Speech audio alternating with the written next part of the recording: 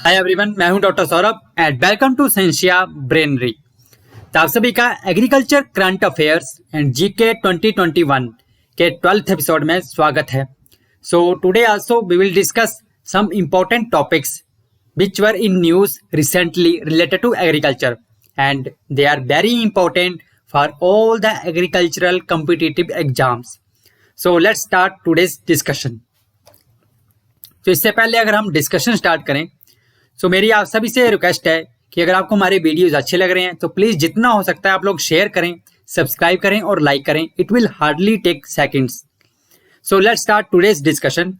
तो आज का जो हमारा फर्स्ट क्वेश्चन है, PM Kusum scheme is related with.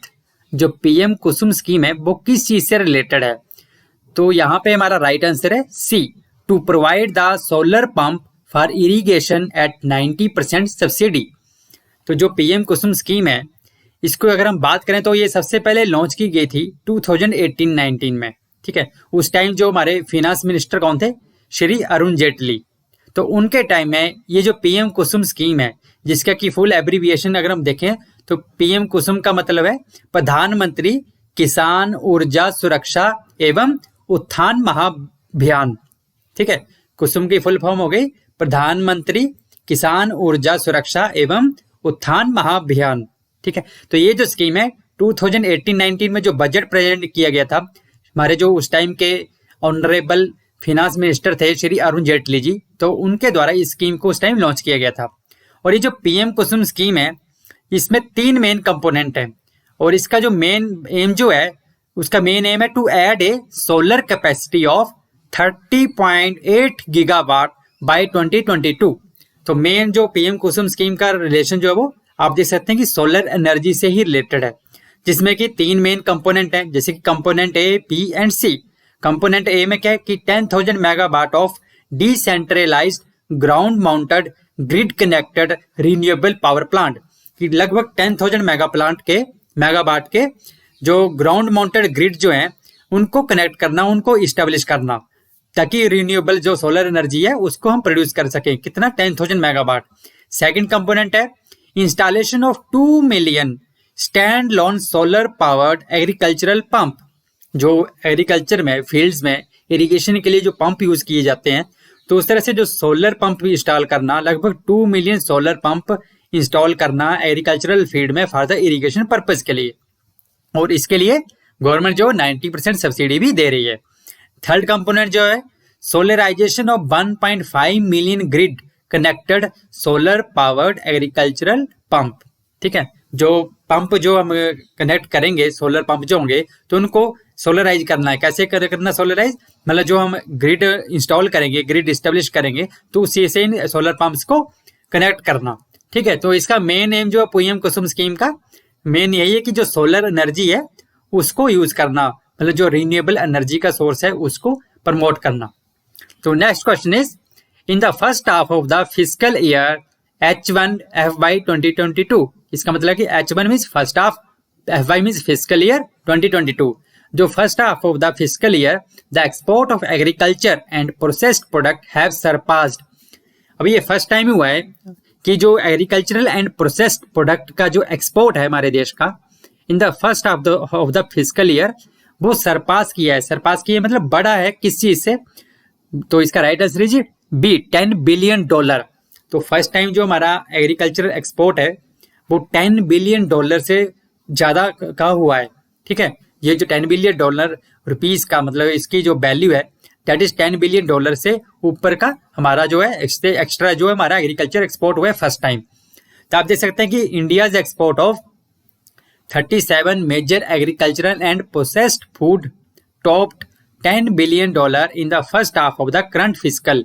ठीक है, जो 37 मेजर एग्रीकल्चरल कमोडिटीज है जिसका कि हम एक्सपोर्ट करते हैं इंडिया से, तो उसका जो एक्सपोर्ट है उसकी जो बर्थ वैल्यू है वो फर्स्ट टाइम जो $10 बिलियन को क्रॉस की है। ठीक है, और इसमें हम देख सकते हैं कि इसकी कितने परसेंट इंक्रीज हुआ है?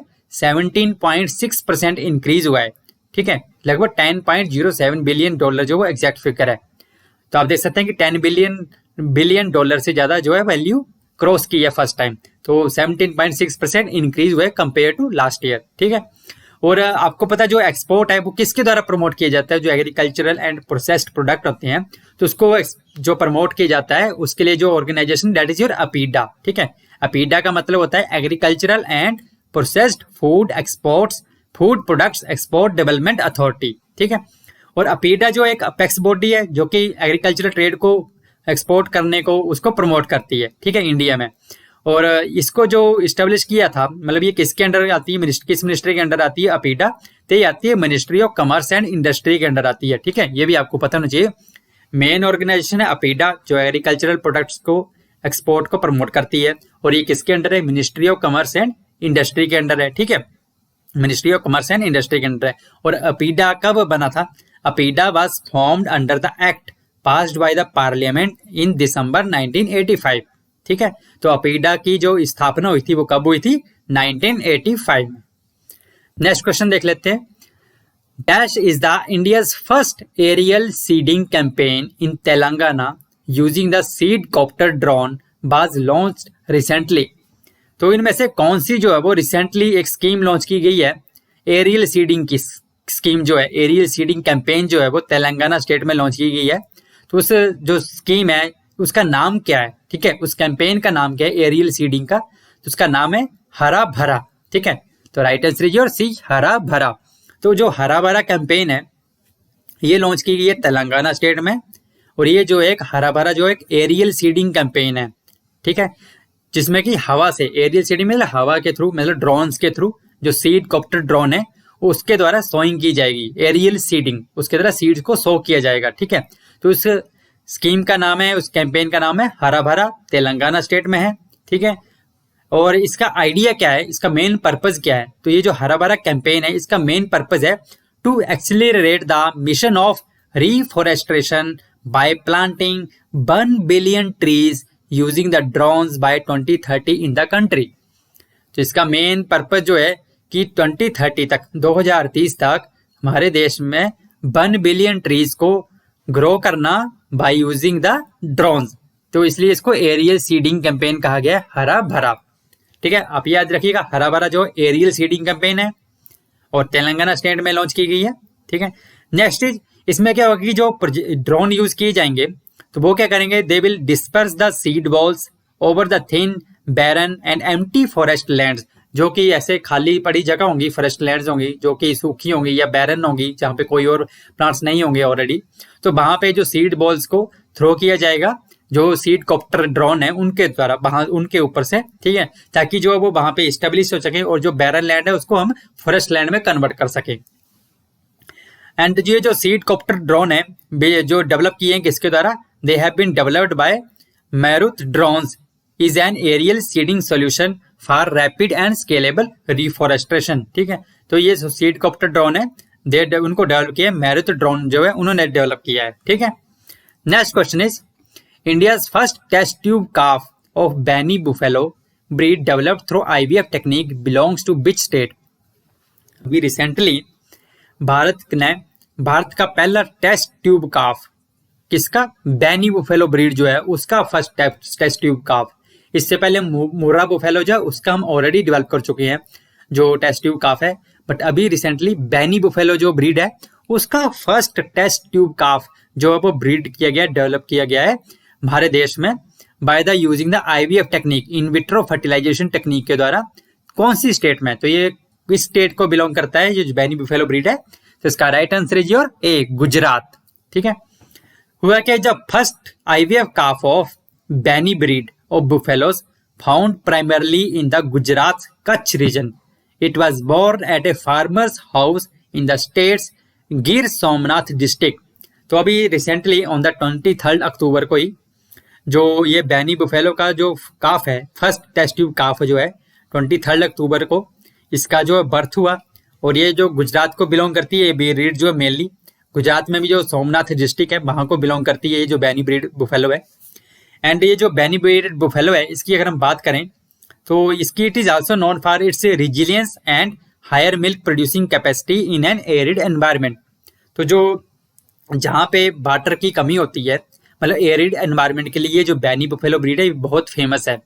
तो एरिड एनवायरमेंट में ये अच्छी मिल्क यील्ड देती है। तो इसलिए मतलब ये जो IVF टेक्निक के द्वारा हमें जो सक्सेस मिली है, तो हम कह सकते हैं कि it will help in improving the cattle wealth of the water deficient region. जो भी हमारे वाटर डेफिशिएंट रीजन है, एरिड रीजन है, तो वहाँ पे इस बुफेलो को मतलब कैटल्स की वेल्थ को बढ़ाया जा सकता है, उनकी पॉपुलेशन को बढ़ाया जा सकता है एरिड रीजन में स्पेसिफिकली। एंड ये जो सक्सेस है through the use of this in vitro fertilization technology, तो इससे हमें ये भी पता चलता है कि जो हम IVF टेक्नोलॉजी है उसको यूज कर सकते हैं for the multiplication of different cattle breeds in India.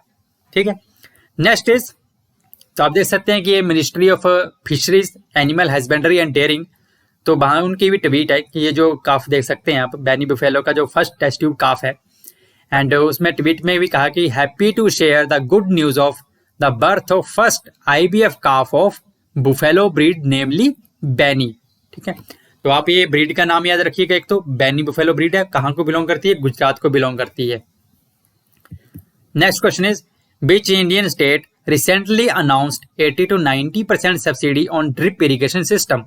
कौन सी इंडियन स्टेट है जिसने रिसेंटली 80 to 90% सब्सिडी जो है वो अनाउंस की है अगर हम ड्रिप इरिगेशन सिस्टम यूज करते हैं अपने फील्ड्स में, तो फार्मर्स के लिए 80 to 90% सब्सिडी दी जाएगी गवर्नमेंट के द्वारा ड्रिप इरिगेशन सिस्टम जो इंस्टॉल करने के लिए। तो इसका राइट आंसर है सी, पंजाब।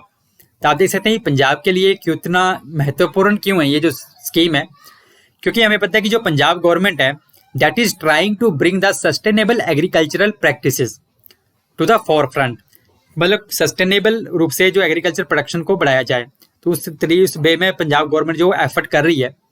और हमें पता है जो पंजाब जो है वहाँ पे ग्राउंड वाटर लेवल जो बहुत ही कम हो रहा है धीरे धीरे, और उसका रीजन जो आफ्टर ग्रीन एवोल्यूशन के बाद आप देखें तो जो राइस की कल्टीवेशन हो रही है बहुत ज़्यादा, और वहाँ पे फ्री इलेक्ट्रिसिटी भी दी जाती है फार्मर्स को, तो उसके द्वारा जो पंप्स के थ्रू जो ग्राउंड वाटर का जो वाटर डिप्लीशन है वो बहुत ज़्यादा हो रहा है। तो आप देख सकते हैं कि the depleting ground water level in the state जो है बहुत ज़्यादा हो रहा है। और पंजाब को आपको पता है कि this is known as India's bread basket, जो पंजाब जो स्टेट है उसको इंडिया का ब्रेड बास्केट भी कहा जाता है। और Punjab produces 17% of India's wheat, पूरे भारत का 17% व्हीट जो वो पंजाब में प्रोड्यूस किया जाता है, तो making it the second largest producer है व्हीट का पंजाब जो है वो इंडिया में। ठीक है, 17% व्हीट प्रोड्यूस की जाती है। उसके बाद आप देखें तो राइस में भी 12% शेयर है, और 5% शेयर है मिल्क प्रोडक्शन में पंजाब का।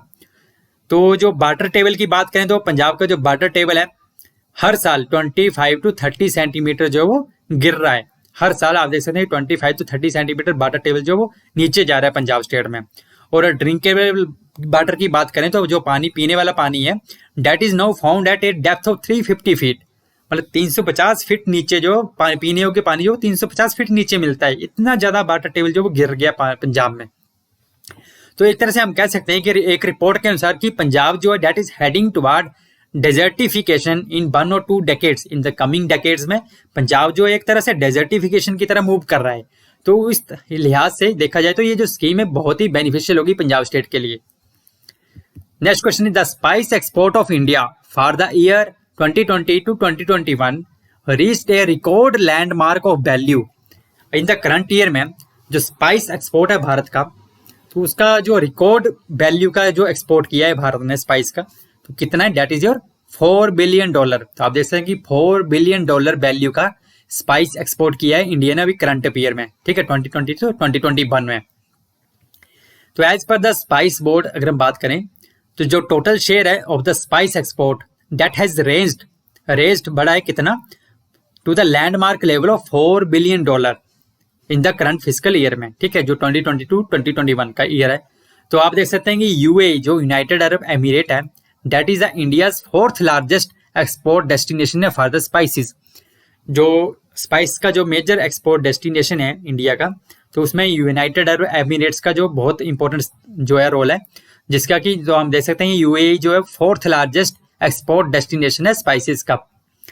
तो therefore the Indian spice sector views Dubai as a leading consumer of spices. तो ये जो स्पाइस बोर्ड ऑफ इंडिया है, अगर हम इसकी बात कर लें, जो स्पाइस बोर्ड ऑफ इंडिया ये किसके अंडर आता है, ministry of commerce and industry के अंडर आता है spice board of India. Okay, और जो स्पाइस बोर्ड ऑफ इंडिया है इसका हेड ऑफिस कहाँ पे है, केरला में। और ये spice board of India it was constituted on, कब स्टेब्लिश हुआ था, 26 Feb 1987 को, ठीक है, under the spice board act 1986। Okay, with the merger of, इसमें दो बोर्ड्स को मर्ज किया गया था उस टाइम, और कौन सा बोर्ड बना, स्पाइस बोर्ड बना। तो आप ये भी क्वेश्चन आ सकता है कि स्पाइस बोर्ड जो है किसके मर्जर से बना है, कौन से दो बोर्ड जो है जिनको मर्ज किया गया, एक तो कार्डेमम बोर्ड 1968 का and spice export promotion council 1960 का। तो इन दोनों को मर्ज करके एक नया बोर्ड बना दिया गया जिसका नाम रखा गया स्पाइस बोर्ड, ठीक है, 26 Feb 1987 को, और इसका हेडक्वार्टर कहाँ पे है, केरला में। स्पाइस बोर्ड जो है is one of the 5 commodity boards functioning under the ministry of commerce and industry. और स्पाइस बोर्ड जो एक ऑटोनोमस बॉडी है जो कि रिस्पॉन्सिबल है for the export and promotion of 52 scheduled spices and development of cardamom. तो ये भी आप याद रखिएगा कि जो स्पाइस बोर्ड है इंडिया का, तो उसके अंडर कितने स्पाइसेस जो है, कितने नंबर ऑफ स्पाइसेस जो हैं जिनका कि वो एक्सपोर्ट करता है, ठीक है। तो इसमें है 52 नंबर ऑफ स्पाइसेस जो इसमें शेड्यूल किए गए हैं अभी तक। Next question is India's rank in global food security index 2021।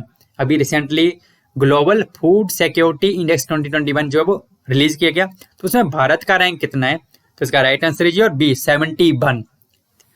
तो इंडिया का रैंक जो है 71 पे रहा in the global food security index 2021 में among the 113 countries with the overall score point of 57.2। India का ग्लोबल फूड सिक्योरिटी इंडेक्स में 71 rank रहा, कितनी कंट्रीज में, 113 कंट्रीज में, ठीक है। और ओवरऑल स्कोर पॉइंट कितना था इंडिया का, 57.2। जो ग्लोबल फूड सिक्योरिटी इंडेक्स है actually that was designed and constructed by London based Economist Impact and is sponsored by Corteva Agri Science. तो ये भी आपको पता होना चाहिए कि जो ग्लोबल फूड सिक्योरिटी इंडेक्स है उसको कौन प्रिपेयर करता है। एक तो लंदन बेस्ड एक इकोनॉमिस्ट इम्पैक्ट है और एक है कोटेवा एग्री साइंस। तो ये दोनों मिलके जो है ये इंडेक्स प्रिपेयर करते हैं, ठीक है, ग्लोबल फूड सिक्योरिटी इंडेक्स, जिसमें कि इंडिया का रैंक है 71। तो रिसेंटली 2021 में ये जो इंडेक्स जो है रिलीज किया गया ग्लोबल फूड सिक्योरिटी इंडेक्स का, तो ये कौन सा इंडेक्स है, ये 10th एडिशन है इस इंडेक्स का, ठीक है, और ये हर साल पब्लिश होता है। तभी जो 2021 का इंडेक्स जो रिलीज किया गया ये भी आप याद रखिएगा कि 10th एडिशन है। कौन सा एडिशन है, 10th एडिशन है। तो जो कोटेवा एग्री साइंस और इकोनॉमिस्ट इम्पैक्ट है ये दोनों मिलके इस इंडेक्स को रिलीज करते हैं, मैंने आपको बताया, ठीक है। तो अगर हम इसमें बात करें कैलकुलेशन, इसमें कौन से मेन फैक्टर देखे जाते हैं, तो इसमें मेनली 4 फैक्टर हैं। अफोर्डेबिलिटी, किसी कंट्री में जो फूड को अफोर्ड करने की कैपेसिटी है वो कितनी है लोगों में। अवेलेबिलिटी, फूड कितना अवेलेबल है। क्वालिटी एंड सेफ्टी, कितनी अच्छी क्वालिटी और कितना सेफ फूड जो अवेलेबल है। And natural resources and resilience, ठीक है। तो ये जो 4 मेन फैक्टर हैं जिसके बेस पे ये ग्लोबल फूड सिक्योरिटी इंडेक्स को कैलकुलेट किया जाता है, जिसमें कि इंडिया का रैंक जो वो 71 है। और अगर हम बात करें टॉप 3 कंट्रीज की, ये आपको पता होना चाहिए। जो फर्स्ट रैंक मिला है इसमें आयरलैंड को मिला है, और सेकंड पे है ऑस्ट्रिया, और थर्ड पे यूनाइटेड किंगडम, ठीक है। ये आपको पता होना चाहिए, Ireland, Austria and United kingdom. Bharat की बात करें तो 71 रैंक है। और अगर हम अपने नेबर्स की बात कर लें तो पाकिस्तान का 75th रैंक है, श्रीलंका 77 पोजीशन पे है, नेपाल 79 पे है, बांग्लादेश 84 पे है। तो ये जो नेबर है ये तो थोड़ा इंडिया से पीछे है रैंक पे, बट जो इंडिया से आगे है जो हमारा क्लोज नेबर है दैट इज योर चाइना, उसका रैंक कितना है, 34 है। आपने देखो अभी जो ग्लोबल हंगर इंडेक्स रिलीज किया गया था रिसेंटली, तो उसमें इंडिया का रैंक था 101, और उसमें जो है इंडिया पाकिस्तान जो नेबर है बांग्लादेश उनसे भी पिछड़ा था, ठीक है, उनसे भी पीछे इंडिया का रैंक था। But global food security index में इंडिया जो है इनसे थोड़ा अच्छा रैंक है, 71 है। हालांकि आप कह सकते हैं कि naturally it should come in the top 10 at least, but still इनसे बेटर। और चाइना को आप देख सकते हैं, तो चाइना जो है 34th पोजीशन पे है। तो ये भी आपको ये पता होना चाहिए। Next is recently the first report of new global disease of the millet crop have been identified by HU Hisar. Recently जो एचयू हिसार एग्रीकल्चरल यूनिवर्सिटी है हिसार हरियाणा में, तो वहाँ के साइंटिस्टों ने रिसेंटली एक नई डिसीज रिपोर्ट की है मिलेट की। तो उस डिजीज का नाम क्या है, ये किसके द्वारा कॉज की जाती है, क्या वो तो क्लैबिसिल्ला एरोजेंस है या फंगल डिजीज है या वायरल एमएलओ से होती है। तो इसका जो राइट आंसर है ए है, क्लैबिसिल्ला एरोजेंस, जो कि एक बैक्टीरियल डिजीज है, ठीक है। तो बैक्टीरियल डिजीज है, क्लैबिसिल्ला एरोजेंस जो है इसका पैथोजन है।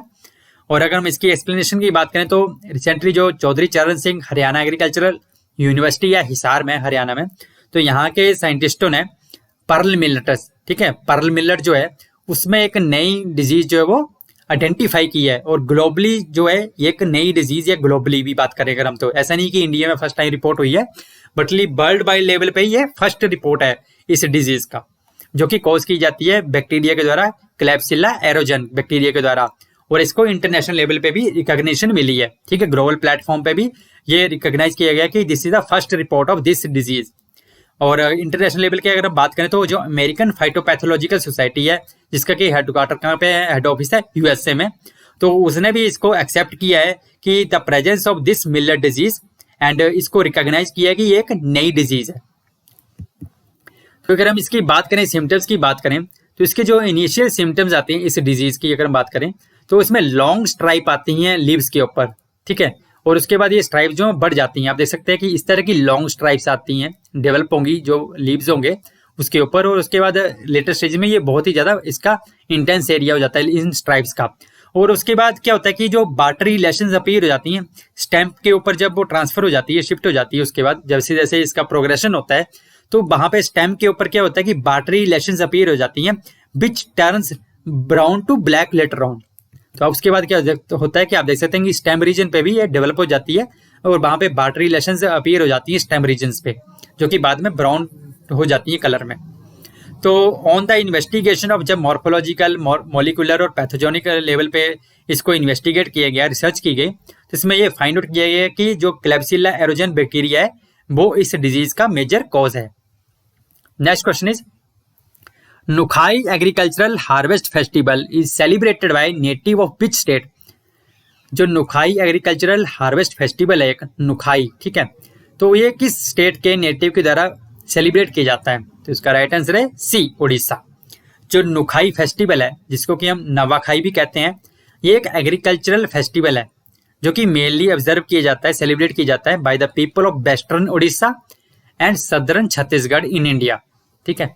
यहाँ पे right answer is Orissa, but इसके साथ साथ जो वेस्टर्न उड़ीसा है मेनली वहां पे, और सदर्न छत्तीसगढ़ में भी ये सेलिब्रेट किया जाता है जो नुखाई या नवाखाई फेस्टिवल है, जो कि एक हार्वेस्ट फेस्टिवल है।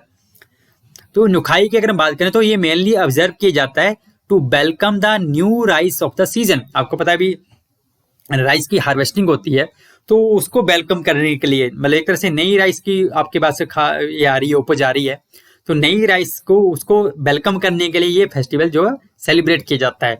इसमें नुआ खाई जो है, नुआ का मतलब होता है न्यू और खाई का मतलब होता है ईट, मीन्स टू ईट, ठीक है।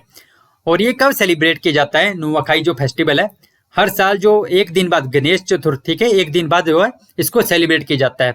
तो हम कह सकते हैं कि दिस इज द पंचमी तिथि, ठीक है। अगर हम देसी जो हमारे लोकल, जो हमारे इंडियन जो मंथ की बात करें तो on the 5th day of the lunar fortnight of the month of Bhadrapada, ठीक है। तो भद्रापदा के 5th जो होती है, पांचवी तिथि जो होती है, 5th day of the lunar fortnight in the month of Bhadrapada. और अगर हम जो हमारे जो वेस्टर्न मंथ की बात करें तो ये लगभग अगस्त टू सितंबर के मंथ में फॉल करती है इसकी date.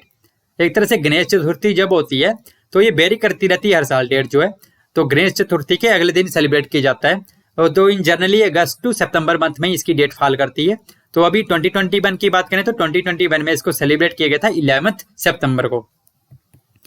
India's rank in total agriculture export in the world. अभी रिसेंटली जो इंडिया का रैंक कितना रहा टोटल एग्रीकल्चर एक्सपोर्ट में वर्ल्ड में, टोटल एग्रीकल्चर एक्सपोर्ट में वर्ल्ड में इंडिया का कौन सा रैंक है? तो right answer is your C, 9th rank है। रिसेंटली इंडिया ने टॉप 10 लिस्ट को एंटर किया है। अभी रिसेंटली हम देख सकते हैं कि जो टॉप 10 लीडर हैं वर्ल्ड में एग्रीकल्चर एक्सपोर्ट के, तो उसकी लिस्ट में इंडिया ने अपना स्थान जो है वो पा लिया है और उसमें इंडिया जो 9th प्लेस पे रहा है। तो फर्स्ट टाइम जो है इंडिया टॉप 10 की लिस्ट में आया है। और इसमें आप देख सकते हैं कि ये इसका कारण क्या है कि जो हमारा राइस, सोयाबीन, कॉटन और मीट का जो एक्सपोर्ट शेयर है वो काफ़ी ज़्यादा बढ़ा है।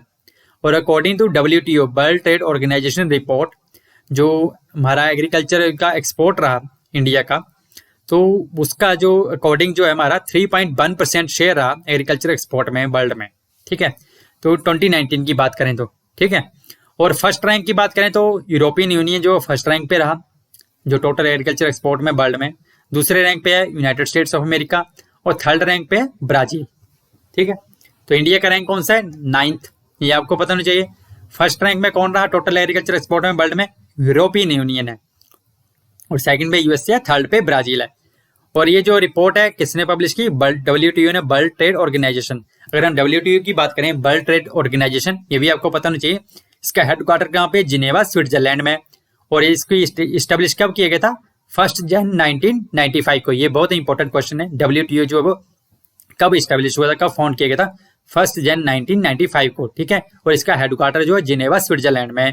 और मेंबरशिप कितने हैं इसके? 164 मेंबर कंट्रीज हैं। और इसका पर्पस क्या था WTO का? Reduction of tariffs and other barriers to the trade, मतलब इजी ट्रेड को प्रमोट करना इन द वर्ल्ड। तो वो मेन पर्पस है WTO का, वर्ल्ड ट्रेड ऑर्गेनाइजेशन का। So this is all about today's. अगर आपको हमारा वीडियो अच्छा लगा हो तो प्लीज शेयर करें, सब्सक्राइब करें और लाइक करें। और जितना ज्यादा हो सकता है आप लोग अपने फ्रेंड्स को साथ शेयर करें ताकि वो लोग हमारे साथ जुड़ सकें। इसके साथ आप लोग हमें टेलीग्राम चैनल पे भी ज्वाइन कर सकते हैं, सेंसिया ब्रेनरी। वहां पे जो हम अपनी एग्रीकल्चर करंट अफेयर्स की जो PDF लेक्चर्स हैं उसको हम जल्दी उसको अपलोड करना शुरू कर देंगे, जो हमारा टेलीग्राम चैनल है। तो प्लीज उसमें भी आप लोग टेलीग्राम चैनल को भी सब्सक्राइब करें। And with this I will say thank you and stay happy, stay blessed and stay safe.